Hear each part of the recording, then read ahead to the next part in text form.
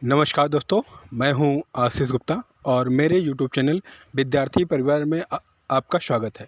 तो दोस्तों, मैं आशा करता हूं आप सभी स्वस्थ होंगे, अच्छे होंगे, अपने घर परिवार के साथ सुरक्षित होंगे।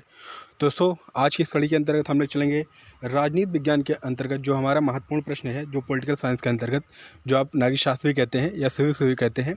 इसके अंतर्गत दोस्तों जो यूपी टीजीटी के अंतर्गत, आपका पीजीटी के अंतर्गत, साथ ही साथ जो नेट के अंतर्गत और आपके होने वाली जो प्रतियोगी परीक्षाएँ हैं, जीआईसीएलटी के अंदर, यूपी पीसीएस के अंतर्गत, साथ ही यूपीएसआई और डीएसबी पेट के अंतर्गत होने वाली ये परीक्षाओं से संबंधित महत्वपूर्ण प्रश्न हैं। तो दोस्तों, इस वीडियो में हम लोग राजनीति विज्ञान के उन सभी महत्वपूर्ण बिंदुओं को देखेंगे आज जो आपके प्रतियोगी परीक्षा में पूछे जा चुके हैं।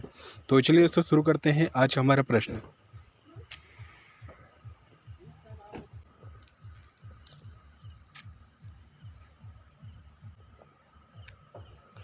इससे पहला प्रश्न देखिएगा दोस्तों, ग्रामर ऑफ पॉलिटिक्स की रचना किसने की है?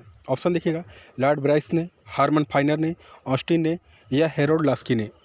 आप वीडियो को पुश करके दोस्तों आंसर को गेस कर सकते हैं, उसके बाद आंसर देख सकते हैं, जिससे आपकी स्मृति शक्ति और मजबूत होगी दोस्तों। तो चलिए शुरू करिए।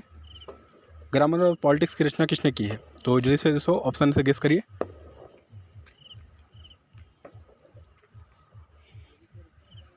तो दोस्तों आई होप आपने गेस किया होगा ऑप्शन नंबर डी। ठीक है, option number D the correct answer दोस्तों। जो आपका ग्रामर ऑफ पॉलिटिक्स है वो उसकी जो रचना है दोस्तों वो हेरोल्ड लास्की महोदय की है। तो option number D the correct answer. आगे चलते हैं अगले क्वेश्चन की तरफ।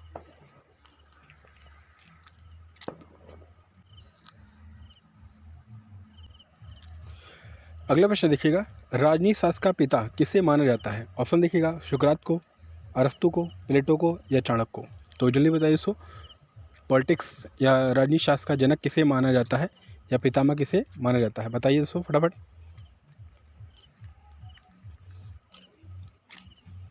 तो आई होप आपने दोस्तों को गेस किया होगा option number B is the correct answer.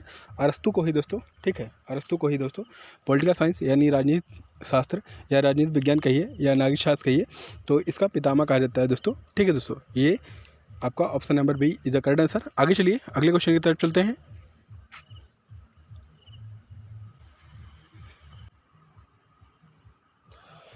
अगला प्रश्न देखिए दोस्तों, राजनीति विज्ञान के अंतर्गत राज्य तथा सरकार का अध्ययन किया जाता है, यह परिभाषा किसकी है? ऑप्शन देखिएगा, गार्नर की, सीले की या गिलक्राइस्ट की या गेरिल की। तो जल्दी बताइए दोस्तों फटाफट, यह परिभाषा किसकी है? ये दोस्तों वेरी वेरी इंपॉर्टेंट है। ये सभी प्रश्न आपके प्रीवियस के एग्जामों में पूछे गए हैं दोस्तों।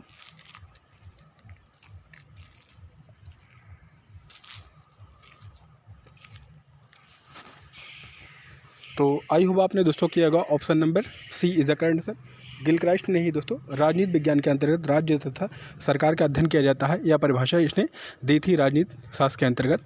तो दोस्तों option number C is the correct answer, Gilchrist ने ही दिया है। आगे चलिए दोस्तों अगले क्वेश्चन की तरफ चलते हैं। अगला क्वेश्चन देखिए दोस्तों, यूनेस्को ने राजनीति विज्ञान का क्षेत्र कब निर्धारित किया था? ऑप्शन देखिएगा, 1948 में, 1949 में या 1950 में या 1951 में। तो जल्दी बताइए दोस्तों, यूनेस्को ने राजनीति विज्ञान का क्षेत्र कब निर्धारित किया है?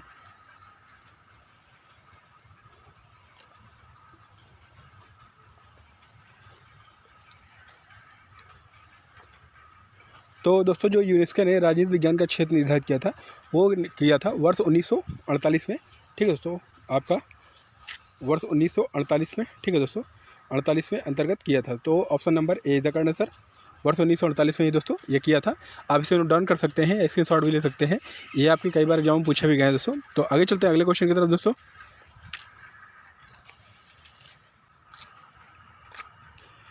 अगला प्रश्न दोस्तों, इतिहास का राजनीति विज्ञान के बिना फल नहीं तथा राजनीति विज्ञान का इतिहास के बिना जड़ नहीं, यह कथन किसका है?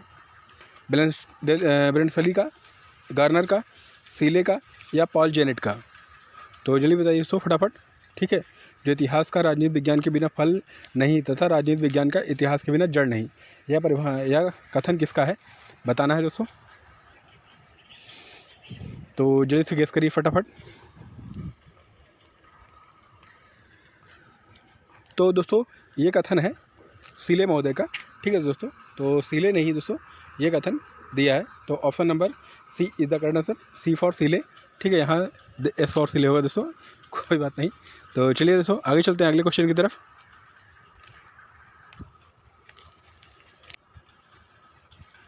अगला क्वेश्चन है दोस्तों, निम्न में से कौन सी पुस्तक मैकियावेली द्वारा लिखित नहीं है?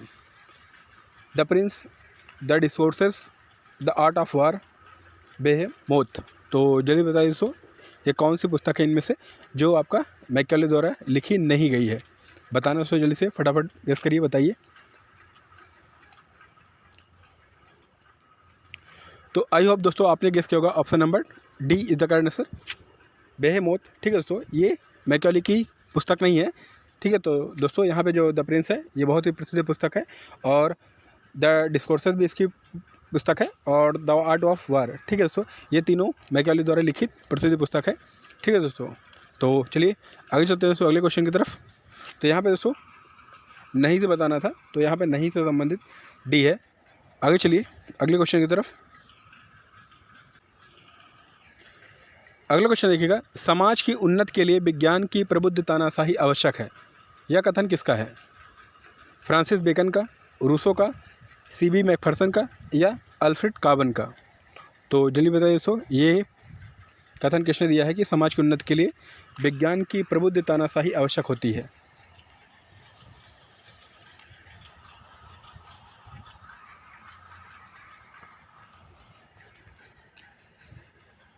तो दोस्तों ये दिया था आपका, ठीक है, फ्रांसिस बेकन महोदय ने, ऑप्शन नंबर ए, ठीक है, is the correct answer. Francis Bacon महोदय ने दोस्तों समाज की उन्नति के लिए विज्ञान की प्रबुद्ध तानाशाही आवश्यक माना है दोस्तों। ठीक है, आगे चलते हैं दोस्तों अगले क्वेश्चन की तरफ।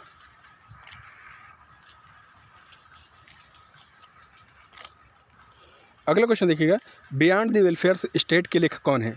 Robert Nozick, D L. Hobman, Gunnar Myrdal और जॉन गुंटर। तो बताइए सो कौन है बियॉन्ड दी वेलफेयर स्टेट के लेखक? तो यहाँ पे दोस्तों का कोई संबंध नहीं, कार्ड काट लीजिए, कोई दिक्कत नहीं। तो यहाँ पे दोस्तों जो बियॉन्ड दी वेलफेयर स्टेट है वो पुस्तक है आपका, ठीक है दोस्तों, गुन्नर मिडल का, option number C is the correct answer. तो यहाँ पे जो दोस्तों ऑप्शन नंबर सी है, गुन्नर मिडल, ठीक है दोस्तों, उनकी प्रसिद्ध पुस्तक है आपका beyond the welfare society, beyond the welfare state. ठीक है दोस्तों, तो यहाँ पे दोस्तों आप थोड़ा सा मिडल को सही कर लीजिए, इनका नाम है मिडल। ठीक है दोस्तों, ये आप ये सही कर लीजिए, ठीक है, यहाँ पे लगाइएगा इस प्रकार, गुन्नर मिडल इसका सही आंसर है। आगे चलिए दोस्तों अगले क्वेश्चन की तरफ। अगला क्वेश्चन है दोस्तों इंपॉर्टेंट है, ये भी कई बार एग्जाम में पूछा गया है। पावर एलीट नामक ग्रंथ की रचना किसने की है? जेम्स बर्नहम ने, हेरेल्ड लासबेल में, या ग्रेबल आमंड ने, या सी राइट मिल्स ने? तो जल्दी बताइए दोस्तों, द पावर एलीट नामक पुस्तक किसने लिखी है?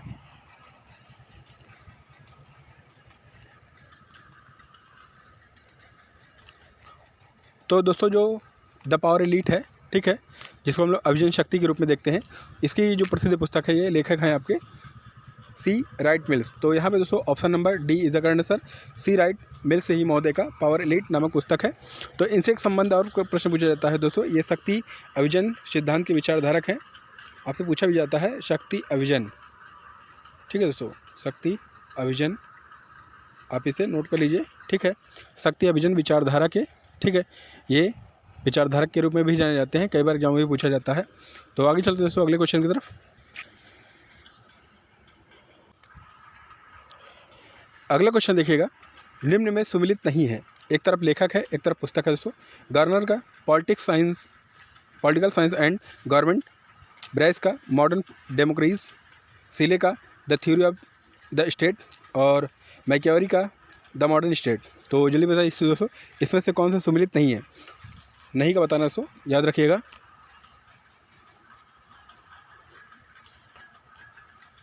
तो दोस्तों इसमें जो संबंधित नहीं है पुस्तक आपकी, वो सीले महोदय की नहीं है, ठीक है, option number C is the correct answer दोस्तों। जो द थ्योरी ऑफ स्टेट है, ये इनकी पुस्तक नहीं है, ठीक है दोस्तों। आगे चलते दोस्तों अगले क्वेश्चन की तरफ।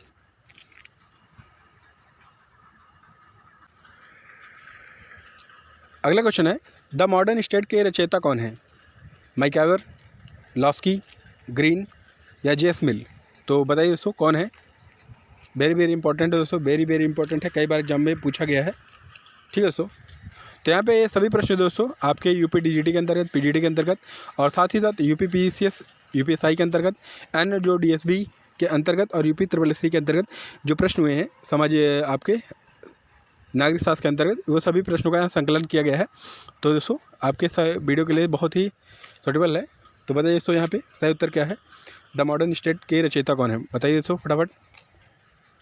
तो यहाँ पे दोस्तों जो आपका द मॉडर्न स्टेट है वो आपका मैकावर का है, option number A is the correct answer दोस्तों। मैकावर पेज का ही जो आपका इनकी रचना है। ठीक है दोस्तों, आगे चलते दोस्तों अगले क्वेश्चन की तरफ।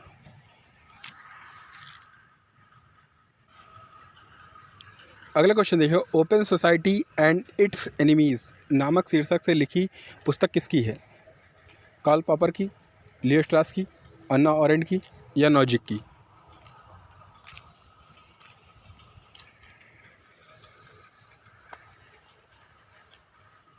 तो जल्दी बताइए दोस्तों ये किसकी रचना है। दोस्तों जो open society and its enemies नामक शीर्षक से लिखी पुस्तक है वो आपका है Karl Popper, option number A is the correct answer. Karl Popper की ही ये शीर्षक पर आधारित एक पुस्तक है। आगे चलिए दोस्तों अगले क्वेश्चन की तरफ चलते हैं।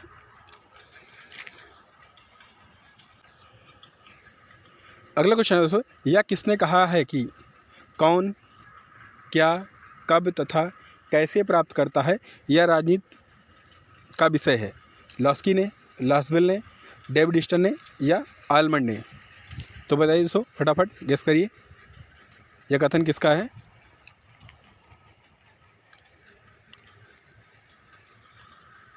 तो दोस्तों यह कथन जो है कौन, क्या, कब तथा कैसे प्राप्त करता है ये राजनीति विज्ञान का विषय है, यह कहा था दोस्तों लासवेल महोदय ने, option number B is the correct answer. तो लासवेल महोदय ही द्वारा ये कथन है। आगे चलते हैं दोस्तों अगले क्वेश्चन की तरफ। अगला क्वेश्चन देखिएगा, politics in India since independence नामक पुस्तक किसने लिखी है, पॉल ब्रास ने, मैरिस जोन्स ने, सुशीला कौशिक ने या आइवर जेनिंग्स ने।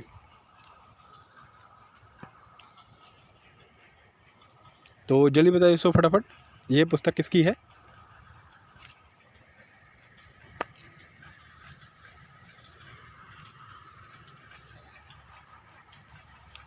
तो दोस्तों आपकी जो politics in India since independence है ये पुस्तक आपकी दोस्तों पॉल ब्रास महोदय की है, option number A is the correct answer. दो पॉल ब्रास है दोस्तों, उन्होंने ही ये politics in India since independence नामक पुस्तक लिखी है दोस्तों। आगे चलिए दोस्तों अगले क्वेश्चन की तरफ चलते हैं।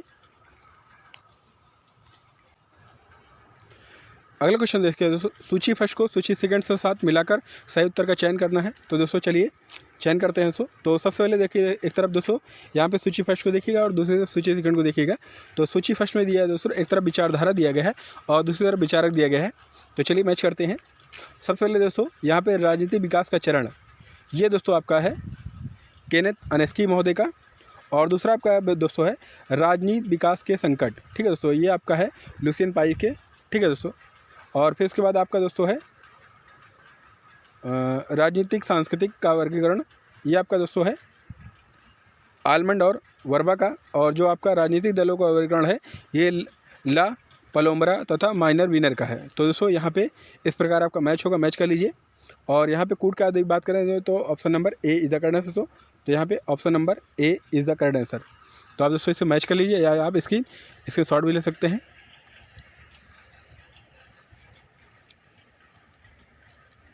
तो चलिए दोस्तों आगे चलते हैं अगले क्वेश्चन की तरफ।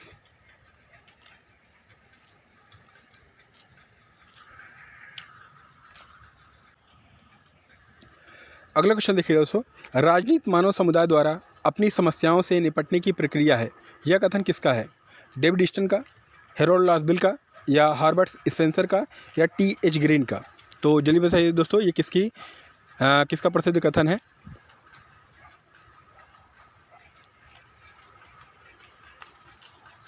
तो दोस्तों यहाँ पे जो राजनीति विज्ञान मानव समुदाय द्वारा अपनी समस्याओं से निपटने की प्रक्रिया है ये कथन है दोस्तों हॉरेल्ड लासवेल महोदय का। तो option number B is the correct answer. तो लासवेल महोदय ने यह कथन दिया था दोस्तों। आगे चलते दोस्तों अगले क्वेश्चन की तरफ।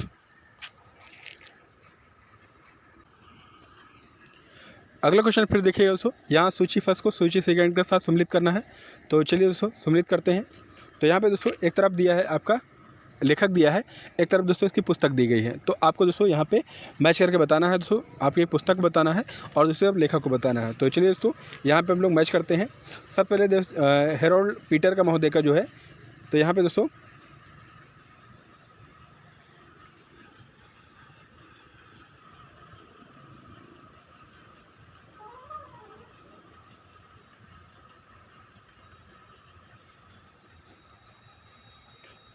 दोस्तों ऐसे मैच कर लीजिए सबसे पहले।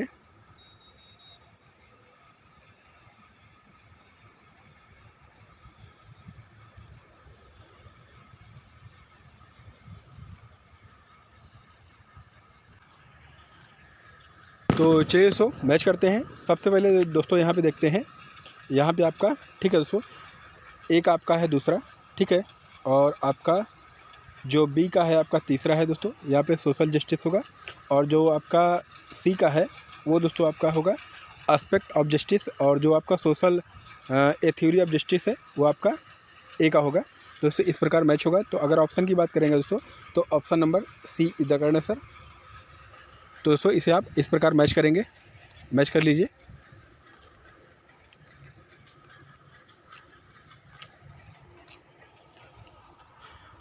आगे चलिए दोस्तों अगले क्वेश्चन की तरफ चलते हैं।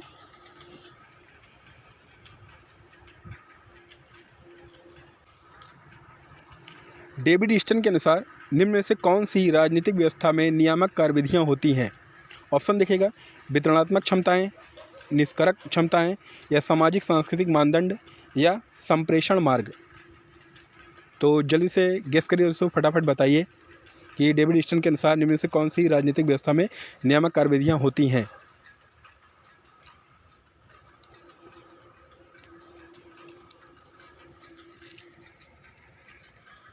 तो दोस्तों जो यहाँ पे डेविड ईस्टन के अनुसार आपकी राजनीतिक व्यवस्था में नियामक कार्यविधियाँ होती हैं वो होती हैं सामाजिक एवं सांस्कृतिक मानदंड। ठीक है दोस्तों, जो आपका सामाजिक और सांस्कृतिक मापदंड होते हैं, जिसे हम लोग मानदंड भी कहते हैं। तो यहाँ पे दोस्तों option number C is the correct answer दोस्तों, जो डेविड ईस्टन ने अपनी राजनीतिक व्यवस्था नियामक कार्यविधियों के अंतर्गत माना था। आगे चलते हैं दोस्तों अगले क्वेश्चन की तरफ।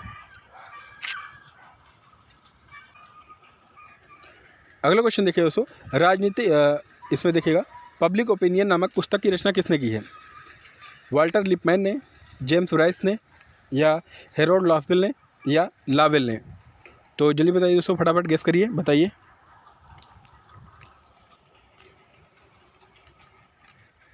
तो दोस्तों यहाँ पे जो पब्लिक ओपिनियन है नामक पुस्तक की रचना की है वो की है दोस्तों वो आपका वाल्टर लिपमैन ने। ठीक है, वाल्टर लिपमैन ने, option number A is the correct answer दोस्तों। ठीक है दोस्तों, वाल्टर लिपमैन ने ही पब्लिक ओपिनियन नामक पुस्तक की रचना की है दोस्तों। ये कई बार आपके एग्जाम में पूछे भी गए हैं प्रश्न दोस्तों। आगे चलिए दोस्तों अगले क्वेश्चन की तरफ चलते हैं। अगला क्वेश्चन देखिएगा दोस्तों, राजनीतिक विज्ञान में व्यवहार क्रांति के रूप में किसे जाना जाता है? तो यहाँ पे नोट करिएगा, व्यवहार क्रांति के रूप में पूछा जा रहा है दोस्तों। तो यहाँ पे राजनीतिक विज्ञान में व्यवहार क्रांति के रूप में किसे जाना जाता है? ऑप्शन देखिएगा, डेविड ईस्टन को, लैरी डायमंड को, या हेनरी किसिंगर को, या बिल किमलिका को। तो बताइए दोस्तों किसको जाना जाता है?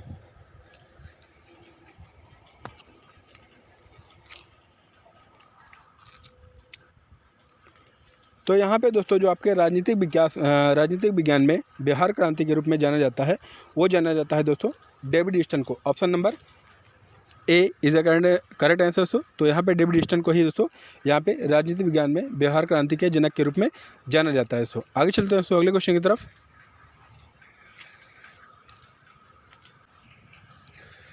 अगला क्वेश्चन देखिए दोस्तों, यहाँ पे सूची फर्स्ट को सूची सेकंड के साथ सम्मिलित करना है दोस्तों।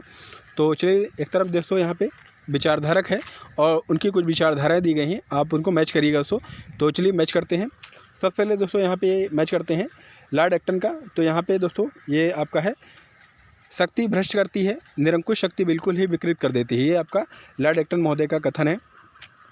आप इसे दोस्तों नोट डाउन भी करिए। यहाँ पे आप दोस्तों आपके लिए जो वीडियो बनाए जाते हैं, प्रश्न बनाए जाते हैं, बहुत ही मेहनत से बनाए जाते हैं। अगर आपको अच्छे लग रहे हैं दोस्तों, इसे लाइक कर दीजिए, अपने दोस्तों से शेयर कर दीजिए, क्योंकि दोस्तों हम लोग आपके लिए मेहनत करते हैं। तो आपसे बस छोटी सी रिक्वेस्ट करते हैं, गुजारिश करते हैं दोस्तों, आप लाइक किया करिए और फीडबैक भी दिया करिए दोस्तों, जिससे हम लोग की मोटिवेशन बढ़ता है। अगर किसी प्रकार कोई गलती होती है तो आप इसे बताया करिए दोस्तों, तो उसमें सुधारा जा सकते हैं। तो यहाँ पर दोस्तों आगे चलिएगा, यहाँ पे दोस्तों आपका है लासबेल, ठीक है, लासबेल के उससे चलते हैं। तो यहाँ पे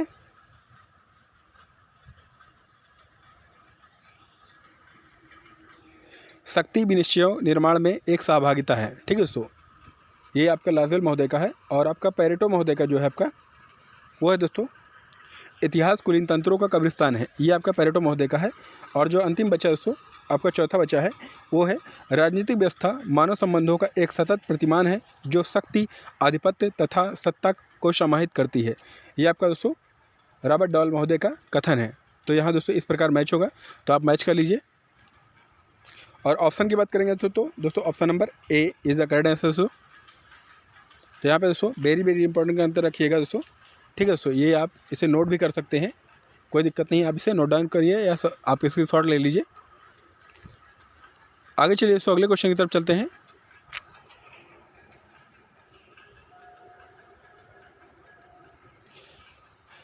अगला क्वेश्चन है राज्य ही नगर था और चर्च भी था, यह वाक्य किस व्यवस्था को वितरण देता है?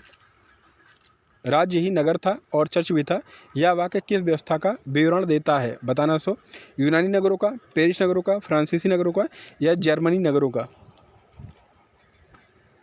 तो जल्दी बताइए दोस्तों। तो यहाँ पे दोस्तों जो देता है राज्य ही नगर था और चर्च भी था, ये आपका यूनानी नगरों का, ठीक है दोस्तों, विवरण देता है। तो option number A is the correct answer दोस्तों, यूनानी ही नगरों के बारे में ये जानकारी देता है। जिससे दोस्तों यूनान के नगर से ही हमारा जो राजनीति विज्ञान होता है उसकी शुरुआत होती है, जिसे हम लोग अगर आपने पढ़ा होगा पॉलिटिकल साइंस का जो पोलिस शब्द है जिसका अर्थ होता है नगर या राज्य, ठीक है। आगे चलते हैं अगले क्वेश्चन की तरफ।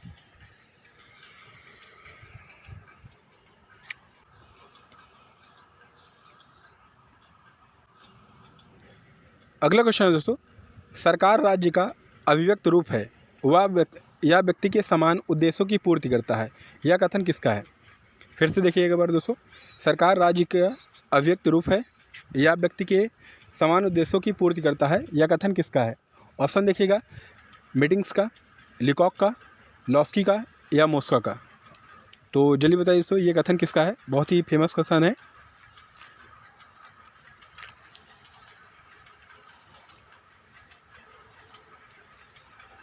तो दोस्तों यहाँ पे जो आपका सरकार राज्य का अव्यक्त रूप है और व्यक्ति के समान उद्देश्यों की पूर्ति करता है, ये कथन दोस्तों है आपका लिकाक महोदय का। Option number B is the correct answer, Leacock महोदय ने ये कथन आपको दिया था दोस्तों। आगे चलते हैं दोस्तों अगले क्वेश्चन की तरफ। अगला क्वेश्चन है दोस्तों, राजनीति शब्द की उत्पत्ति पोलिस शब्द से हुई है, या किस शब्द का है? तो दोस्तों यहाँ पे आपका ऑप्शन दे देता है, आप कमेंट बॉक्स में उत्तर बताइएगा। दोस्तों ग्रीक शब्द का है, अंग्रेजी शब्द का है या फ्रांसीसी शब्द का है या लैटिन शब्द का है? तो जल्दी बताइए दोस्तों, ये आपका जो राजनीति शब्द में, ठीक है दोस्तों, आपका पॉलिटिकल साइंस के अंतर्गत पोलिस शब्द है, ये आपका किस शब्द के अंतर्गत है? तो जल्दी से आप कमेंट बॉक्स में बताइए फटाफट।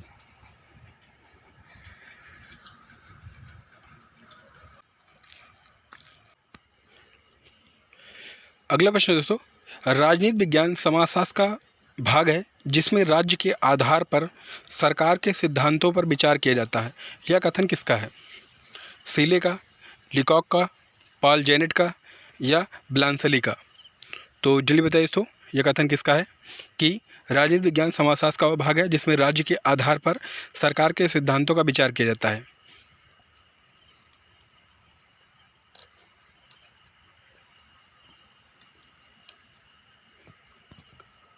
तो दोस्तों यहाँ पे जो ये आपका कथन है दोस्तों, ठीक है, तो ये आपका है पॉल जेनेट महोदय का। पॉल जेनेट महोदय नहीं दोस्तों, राजनीति विज्ञान समाजशास्त्र का भाग है जिसमें राज्य के आधार पर सरकार के सिद्धांतों पर विचार किया जाता है, यह कथन दिया था। तो option number C is the correct answer, Paul Janet. आगे चलिए दोस्तों अगले क्वेश्चन की तरफ चलते हैं।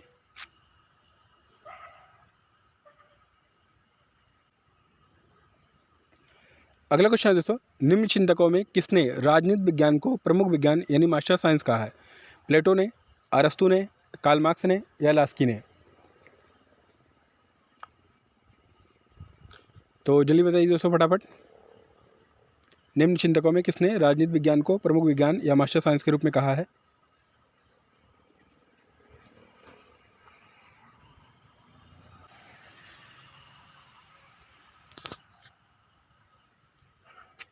तो दोस्तों वो कहा है आपका अरस्तु ने, ठीक है दोस्तों। अरस्तु ने ही दोस्तों राजनीति विज्ञान को मास्टर साइंस के रूप में माना है। ये कई बार एग्जाम में पूछा गया दोस्तों, ठीक है दोस्तों। आगे चलते हैं अगले क्वेश्चन की तरफ। अगला क्वेश्चन देखिएगा, इतिहास कुलीन तंत्र का कब्रिस्तान है, यह कथन किसका है? पेरेटो का, लॉर्ड एक्टन का, हेरोल्ड लॉसबिल का या कार्ल मार्क्स का? तो जल्दी बताइए फटाफट दोस्तों, गेस करिए, फटाफट बताइए।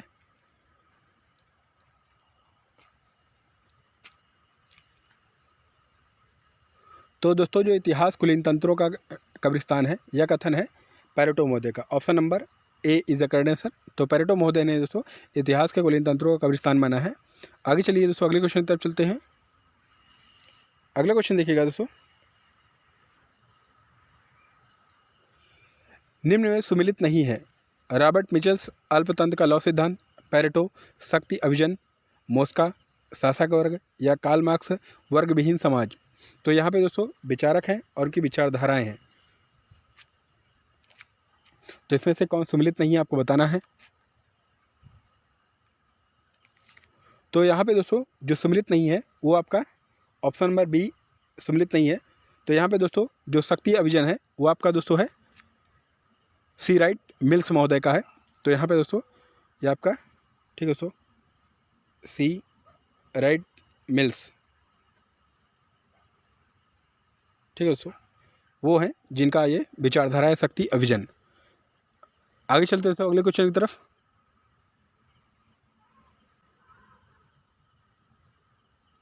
अगला क्वेश्चन देखा, निम्न में से कौन सा विद्वान निश्चित भूभाग को राज्य का आवश्यक या अनिवार्य तत्व नहीं मानता है? ऑप्शन देखिएगा, लास्की, मोस्का, गैटिल या सीले।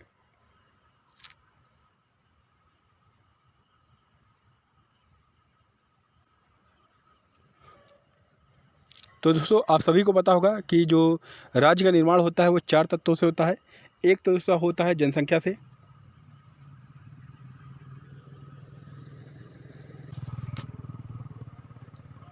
दूसरा होता है दोस्तों यहाँ पे निश्चित भूभाग से, और तीसरा होता है दोस्तों सरकार से, और चौथा होता है संप्रभुता से। तो यहाँ पे बताना है दोस्तों कि जो निश्चित भूभाग है वो किसने नहीं माना है।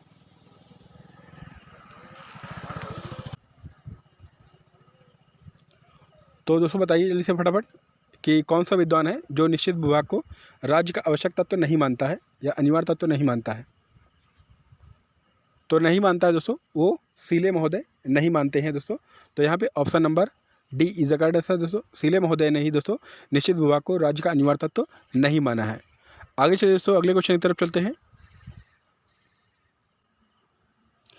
अगला क्वेश्चन है, राज्यों का वर्गीकरण सर्वप्रथम किसने किया था? अरस्तु ने, मार्क्स ने, लॉक ने या ग्रीन ने? तो जल्दी बताइए दोस्तों फटाफट किसने किया था। तो दोस्तों जो राज्यों का वर्गीकरण किया था वो सर्वप्रथम किया था अरस्तु ने। Option number A is the correct answer. तो दोस्तों अगर पूछा जाता है कि अरस्तु ने वो वर्गीकरण किस आधार पर किया था, तो यहाँ पे 2 आधारों पर किया गया था। एक तो दोस्तों संख्या के आधार पर किया था उसने, दूसरा नैतिकता के आधार पर। ये दोनों पॉइंट आप नोट करिएगा दोस्तों। आपसे पूछा भी गया प्रश्न कि जो अरस्तु का अरस्तु का जो सिद्धांत है जिसने वर्गीकरण के राज्य के अंतर्गत किया था वो किन आधार पर किया था। तो यहाँ पे दोनों ऑप्शन दिया गया था, तो दोस्तों उसमें से एक ही ऑप्शन दिया गया था। तो यहाँ पे दोनों आपको प्रश्न बनाया जा सकता है। तो यहाँ पे दोस्तों अरस्तु ने जो राज्य का वर्गीकरण किया था वो 2 आधारों पर किया था। एक तो दोस्तों संख्या के आधार पर किया था, दूसरा नैतिकता के आधार पर। आगे चले दोस्तों अगले क्वेश्चन तरफ चलते हैं। अगला क्वेश्चन है दोस्तों, और इस वीडियो का अंतिम प्रश्न है नागरिक शासकीय के शिक्षण का प्रमुख लक्ष्य अच्छे नागरिक तथा उच्च श्रेणी का नागरिक चरित्र उत्पन्न करना, यह कथन किसका है? गार्नर का, MP मोफट का, विनिंग्स एंड विनिंग का, FJ गाउलार्ड का?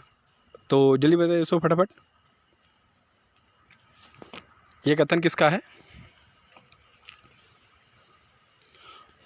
तो दोस्तों जो नागरिक शास्त्र के शिक्षण का प्रमुख लक्ष्य अच्छे नागरिक तथा उच्च श्रेणी के नागरिक चरित्र उत्पन्न करना है, ये कथन है दोस्तों विनिंग एंड विनिंग महोदय का। तो option number C is the correct answer दोस्तों। यहाँ पे option number C is the correct answer, विनिंग्स और विनिंग महोदय का ये कथन है दोस्तों। आपके लिए दोस्तों एक प्रश्न है और कमेंट में आप इसका जवाब कमेंट में दीजिए। तो ये रहा दोस्तों आपके लिए प्रश्न, ठीक है।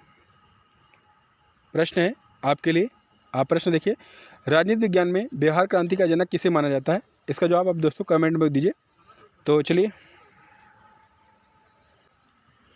तो दोस्तों आज के इस वीडियो में आपको, ठीक है, लगभग 55 से 60 के अंतर्गत, ठीक है दोस्तों, लगभग 60 प्लस के ऊपर आपको प्रश्न आज राजनीति विज्ञान से जो प्रीवियस ईयर्स के प्रश्नों में पूछे गए हैं दोस्तों, यूपी टीजीटी के अंतर्गत, पीजीटी के अंतर्गत, पॉलिटिकल साइंस के से संबंधित वो सभी प्रश्न यहाँ पे संकलित करके दिए गए हैं। अगर आपको वीडियो अच्छा लगा हो तो दोस्तों इसे लाइक कर दीजिए, अपने दोस्तों को शेयर कर दीजिए, और दोस्तों कमेंट बॉक्स में फीडबैक दिया करिए दोस्तों, वीडियो की कैसी आपकी कैपेसिटी रही, क्या दिक्कत है, कोई समस्या हो तो ज़रूर बताया करिए दोस्तों, और कमेंट बॉक्स में प्रश्नों को उत्तर दिया करिए, जिससे आपको पता चल सके दोस्तों कि आपका जो ये प्रश्न है कहाँ तक पहुँचा जा रहा है। तो अगले वीडियो में फिर मिलते हैं दोस्तों, तब तक के लिए जय हिंद, जय भारत।